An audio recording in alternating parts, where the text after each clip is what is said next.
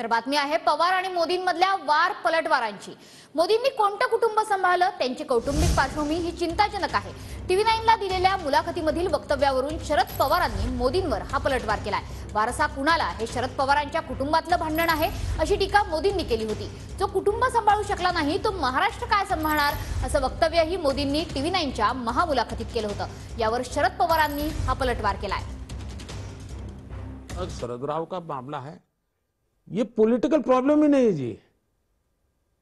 वो कितना ही इसको पॉलिटिकल प्रॉब्लम बनाए, महाराष्ट्र की जनता के गले कैसे उतरेगा। ये प्योरली उनका फैमिली प्रॉब्लम है जी।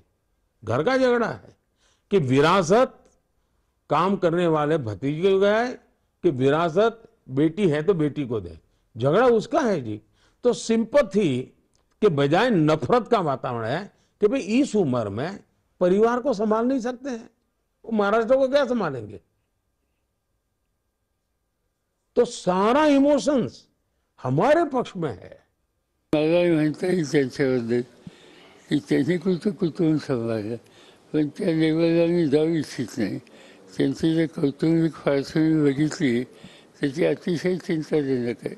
पण असं आपण व्यक्तिगत बोलू नये, ते पथ्य त्यांनी पाळलं नाही म्हणून आपण ते पथ्य न पाळण्याची भूमिका घेणे योग्य नाही।